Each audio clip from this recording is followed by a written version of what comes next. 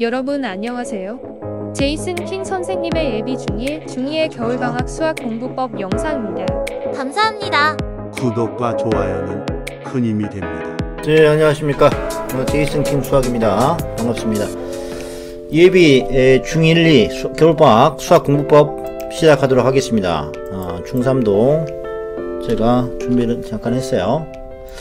그 다음에 학사 일정부터 알아야겠죠. 학사 일정을 먼저 알아야 되고, 실제 방학은 기말고사 이후 시작한단 말이죠. 예, 그래서 그거에 대해서 또 제가 말씀드릴 거고, 크리스마스, 연말, 설 어떻게 쉬어야 되는지, 그 다음에 일의 우선순위를 정해야 되는 이유, 그 다음 동선과 운동 공부 같이 조화가 이루어져야 됩니다. 죄송합니다. 그 다음에 결국 선택과 집중을 하셔야 되고요. 시간관리 어떻게 하는지, 그 다음에 독서실 활용법, 그 다음에 예비 중1, 중2, 중3 최상위 공부법으로 마무리하도록 하겠습니다. 자, 일단 겨울방학을 알차게 보내기 위한 생존 전략입니다. 어떻게 하면 알차게 보낼 수 있을까요? 학원만 많이 다니면 될까요? 예. 수학을 잡기 위한 선행과 심화 전략에 대해서 말씀드리고, 명확한 기준이 있어야 됩니다. 제가 기준을 제시를 해드리겠습니다. 선행과 심화에 대한 갑론을박이 많죠. 그에 대해서도 명확하게 설명을 해드리도록 하겠습니다. 자, 저는 제이슨 킹이고요. 수학을 공부하는 것은 너의 미래를 밝게 하며 인생의 문제를 해결하는 도구가 되죠. 그래서 수학을 왜 공부해야 되는지 명확하게 정리를 하겠습니다. 인생에 도움이 된다는 얘기예요. 수학을 공부하시면. 왜냐면 문제 해결력이 키워지거든요. 가장 좋은 건 여행인데, 여행도 수학 공부의 일종이에요. 어떻게 보면. 여행 가면서 어려운 난관이 닥치잖아요. 그러면은 그걸 헤쳐나가는 그런 힘이 길러지기 때문에 수학 문제 푸는 것과 여행 가는 거는 같은 겁니다. 어떻게 보면. 자, 그건 저의 이론이었고요. 첫 번째, 학사 일정부터 챙기라는 것이죠. 첫 번째, 학사 일정부터 챙기라는 것이죠. 예, 대청중, 대왕중, 압구정중, 진선여중 많잖아요. 역삼중, 대명중 이름만 들어도 아는 학교들이죠. 유명한 강남의 학교들이죠.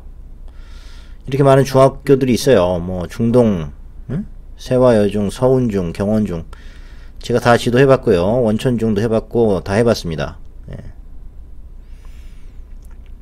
다 해봤는데 제가 해본 결과는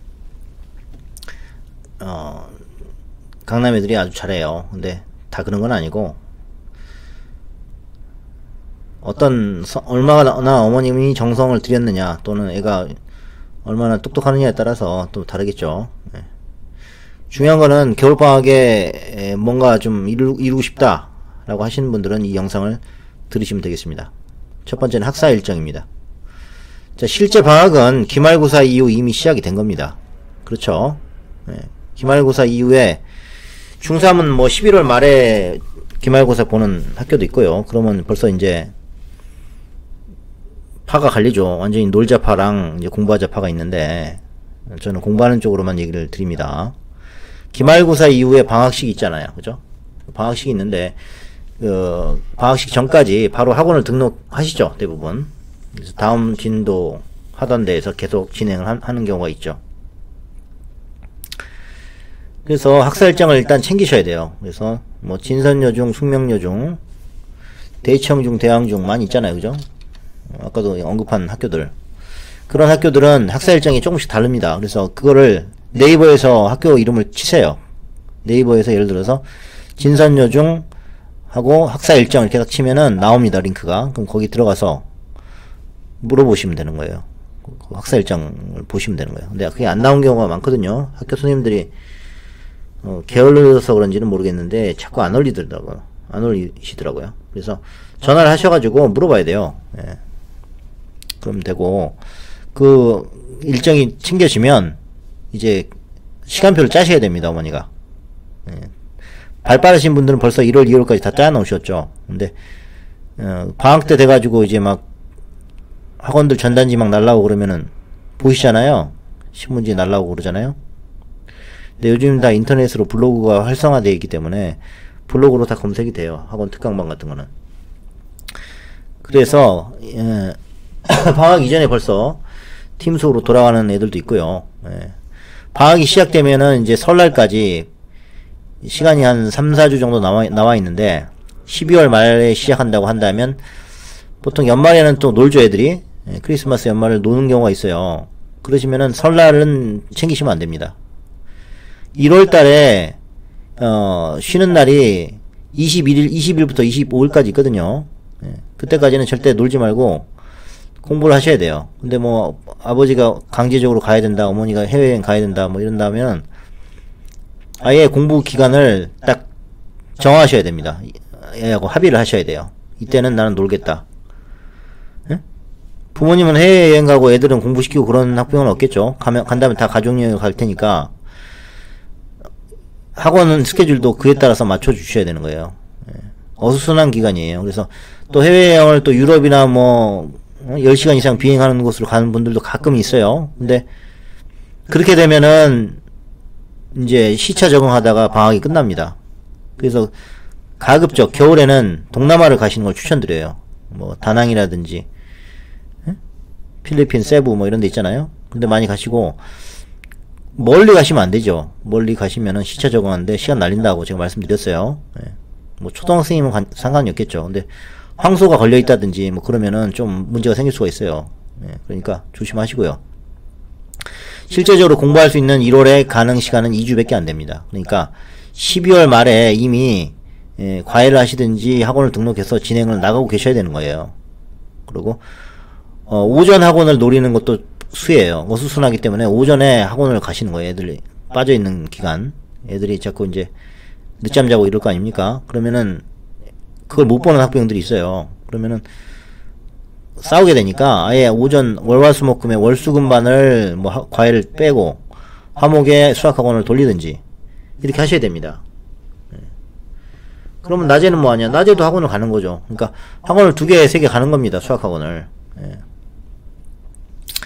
그 다음에 설날 특강 개인지도도 있어요. 설날에 막 개인지도가 많이 있거든요. 설날에도 막 황소대비 하시는 분들은 황소대비도 하시고, 아니면 모자란 부분, 도형 부분이 모자란다 그러면 도형만 따로 3일 뭐 선생님 초빙해서 하시는 분도 있고, 그거는 뭐냐면 본인이 의지예요. 예, 예를 들어서 설날에 그냥 여행으로 보내겠다 그러시면은 그냥 여행 가시면 되는 거예요. 그걸 말리지는 않습니다. 예. 다 행복하기 위해서 공부하고 일하는 거기 때문에 말리지는 않는데, 장거리 여행은 웬만하면 피하라는 거고, 단거리로 잠깐 갔다 오는 건 괜찮다. 그래도 후유증은 있다는 거는 반드시 알고 계셔야 됩니다. 예. 그리고 황소 중등시험, 고등입대 시험이 2월에 있기 때문에 다시 있잖아요. 떨어진 애들 아니면 새로 준비하는 애들 2월 시험이 있기 때문에 그걸 또 준비를 하셔야 된다고요. 부담이 있죠. 그러니까 설날 갔다 와가지고 다시 공부하려면 힘들다는 말이에요. 그러니까 웬만하면 설날은 딱 2, 3일만 놀고 끝내는 게 좋고, 국내 여행에서 끝내고 공부를 하시라는 얘기예요. 아시겠죠? 그 다음에 설 이후에 겨울방학이 있는데, 이게 제일 중요합니다. 어떻게 보면 설 이후에, 설 끝나고 나서 이제 해외여행 뭐 장거리 아닌 이상 금방 또 회복을 하면 1월 한 27일 정도 되거든요. 그리고 2월에 또 초에 계약을 하기 때문에 시간이 없을 거예요. 근데 그래도 오전은 아니더라도 학교 다니면서 진행을 하시는 거죠. 팀 수업을 짜시는 거예요. 학원에서. 예? 또는 개인 과외로 혼자 하든지 아니면 팀 수업, 학원 뭐 맞춤 수업 있잖아요. 그런 걸 활용하시는 거죠. 근데 여기서는 이제 중요한 게 뭐냐면 타겟이 뭐냐 이거죠. 3월에 원수학 입퇴인지 아니면 수학상 극심한지 그거에 따라서 다른 겁니다. 그래서 무조건 10명 이상 반 이런 데는 가지 않는 게 좋습니다. 그렇기 때문에 시간에 맞춰가지고 팀을 잘 짜가지고 수업을 하시면 될 것 같습니다. 그리고 수상 같은 경우에는 극심화를 하시는 게 좋고요. 극심화 교재로는 뭐 실력정석, 마더텅, 자이스토리 이 정도면 충분합니다. 이미 원수학 깁생에서 기본정석 수학 상하를 끝낸 상태, 또는 수학 샘반 또는 기본정석반에서 황소에서 수학을 공부하고 있는 상태이기 때문에 한 번 더 돌려야 된다 그랬죠. 예. 그래서 수학 상하를 돌리면서 다시 한번 뒤로 한 1개월 정도 후행해가지고 다시 한번 훑어주는 게 중요하다는 겁니다. 그 다음 개강전 4일은 뭐 하느냐, 이제 내신 대비 학원을 미리 찜해놔야겠죠.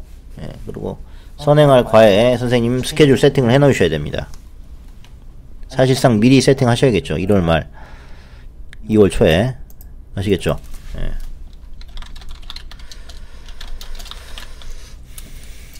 그리고 학사 일정을 제대로 파악을 못하면 학원 스케줄이 안 맞을 수가 있어요. 그러면 학원과 협의해가지고 학원한테 스케줄을 좀 변경해달라 얘기를 하시든지, 아니면 그게 안되면 뭐 빠지셔야겠죠. 그래서 1월 초 방학은 1월에 설도 있고 일주일이 빠지기 때문에 짜기가 좀 애매하고, 여행도 가시니까 그럴 경우에는 과외를 적극 추천하는데, 또는 과외 선생님이 대부분 스케줄이 안 나실 거예요. 아마 바쁘신 경우는 황소 입퇴 이런 게 껴있기 때문에. 그런 경우에는 인강을 좀 활용하시고, 해외여행 가서 뭐 인강 봐도 상관없겠죠. 근데 저는 추천을 많이 드리지는 않아요. 왜냐면 편하게 공부하면은 기억이 안 남거든요. 예. 그래서 오전에 운동하시거나 학원에 보내시는 게 좋죠. 오프라인 학원에. 왜냐면 그래야지만이 뭔가 기억이 남으니까. 근데 이제 여행 갔다 와서 뭐 학원을 막 오전에 돌린다 그러면은 망하는 경우가 있어요. 예를 들어서 이탈리아를 갔다 왔어요. 근데 이제 시차가 있으니까 오전에 학원을 갔는데 얘가 꾸벅꾸벅 가서 졸고 있는 거죠. 학원에서는 계속 자는 거예요, 며칠 동안. 그러면 진도 다 빼버리고 안 된다는 거죠. 그런 경우에, 여행 갔다 온 경우에는 여행 그 제트랙을 없애기 위해서 그냥 소수로 가는 거예요. 소수 4명 1명으로 그런 과외식 학원을 가세요. 그게 가장 좋습니다. 어차피 오프라인은 1대1이 가장 좋고요. 2대1도 괜찮아요. 근데 사람 많은 대형 학원은 맨 앞에 앉을 자신 있으면 가세요. 자리를 맡을 수가 있어야죠. 뭐 옛날 얘기지만 뭐 100명씩 하는 학원도 있었어요, 옛날에. 예, 근데 요즘 그렇진 않잖아요. 많아봐야 10명 20명인데 그것도 사실은 피하는 게 좋아요. 예, 왜냐하면 고등수학일수록 그 고수의 손풀이가 직접 보는 게 좋거든요. 소수그룹 지도가 이겨요, 사실. 선생님이 옆에서 연필 잡고 풀어주는 과외가 최고란 얘기죠. 예, 마주보고 하는 과외가 아닌 옆에서 하는 과외죠. 바로 옆에서 붙어져서 하는 거. 그게 가장 좋아요. 제 경험입니다. 그리고 초대형 강의실에서 개념 강의를 들을 거면 인강이 오히려 더 나을 수도 있습니다. 왜일까요? 뒤에서 안 보이거든요. 칠판이 잘 보이지도 않는데 그게 되겠습니까? 가성비 따지면 학원 가는 게 아닙니다. 그래서 대부분은 겨울방학은 인원이 많으면 실패합니다. 그러니까 4명 이하로 가세요. 그리고 테스트 자주 보는 학원 매번 테스트를 본다? 그게 다 좋은 게 아니에요. 왜냐면 테스트 보면 배운 게 정리가 된다 그 말도 있지만 충분히 익히지도 않은 상태에서 테스트는 아이들에게 고통이고 쥐약입니다. 테스트는 2주에 한 번 정도는 보면 충분합니다. 매번 테스트를 본다. 이건 좀 아닌 것 같습니다. 좀 더 많이 강의를 해주는 학원이 좋습니다. 그 다음에 온라인 컨설팅 막 이런 게 있는데 그거에서 저는 회의적이에요. 왜냐면 온라인으로 예를 들어서 어떤 엄마가 이제 고민을 하는데 뭐 수상화를 한번 봤는데 깁생 떨어졌다. 어떻게 되느냐, 무슨 책으로 어떻게 공부해야 되느냐, 그러면 선생님이 이제 온라인으로 알려주는 거 있잖아요. 그게 말이 됩니까? 그건 말이 안 돼요. 왜냐면 학생이 어떻게 푸는지를 선생님이 직접 봐야 될 거 아닙니까? 그냥 뭐 어떤 책을 봐서 정답률이 얼마다 그거 가지고 판단이 됩니까? 근본적인 해결책이 아닙니다. 네. 직접 전문가한테 의뢰를 하셔야 됩니다. 그러면 선행은 어느 정도 하셔야 될까요? 1년 선행? 그건 하위권이죠. 요즘에는. 2년 선행? 중상위권이라 볼 수 있을까요? 그렇지도 않습니다. 요즘에는 3년 선행이 기본이에요. 그래서 최상위권 4년 5년 이상 선행하는데 문제는 뭐예요? 네가 정말로 최극상위권이냐? 그건 어떻게 판단이 하죠? 판단할 방법이 없잖아요. 그래서 보통 제가 말씀드렸죠. 중학교에서는 최상위로 문제 풀어서 본다고 말이야. A급 최상위로. 근데 A급 최상위 이미 외워버려가지고 테스트 칠 게 없잖아요. 그래서 최상위 수학은 남겨놓으라고 제가 말씀드렸죠. 황소 다니면서 최상위 수학은 남겨놔라. 왜? 나중에 고등 입퇴할 때 도움이 된다. 다 풀어버리면 안 된다. 말씀드렸죠. 그 다음에 깁생 테스트를 봤을 때 예비 중1 또는 중2가 중3 거나 중2 거를 시험 보잖아요. 예, 자기학년 거 포함해서. 그랬을 때 황소 다녀도 5레벨 6레벨 나온다고 제가 말씀드렸죠. 그래서 정리를 하셔라. 2달 동안. 그거는 과외가 가장 좋다라고 말씀드렸고, 실제 2레벨 나온 학생도 잘 다니고 있습니다. 하지만 학년이 어리기 때문에 깁생은 자기 학년 플러스 1, 2학년 몇 개 테스트가 안 됩니다. 그래서 제가 테스트를 해드리고 판단을 해드립니다. 그래서 선행의 정도와 깊이는 판단이 쉽게 되지 않기 때문에 1년 거 또는 2년 거만 선행이 되지, 테스트가 되지, 3년 이상 의대 가는 애들 3년 4년 선행인데 그거는 내가 제대로 했는지 확인이 될까요? 잘 안됩니다. 그래서 보통은 전문가한테 상태를 진단을 받고 실행하시는 게 좋아요. 아시겠죠? 그래서 무슨 책 어디까지 봤는데 이제 뭘 해야 하나요? 이런 질문을 하시는 게 아니에요. 겉핥기식 온라인 컨설팅, 그것도 또 유료로 하시는 분도 있는데 그거 안됩니다. 무의미한 수준이고 직접 아이 문제 푸는 거를 봐야 알 수가 있는 거예요. 말만 듣고 대충 엄마가 이렇게 했는데 이렇게 해라, 그러면 별 도움이 안 돼요. 사실은 서술형이 어떻게 되는지도 모르고 선행이 잘 돼 있는지도 모르는데 무슨 학원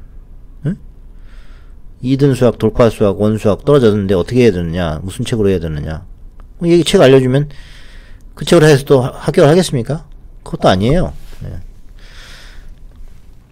그렇다고 깁생은 공신력이 높은데 그걸 보기 위해서 1년을 기다려요? 그러면 2년 선행밖에 안 되잖아요. 그러니까 3년 4년 선행을 어떻게 내가 잘했는지 검증하는 방법이 딱히 없다는 얘기예요.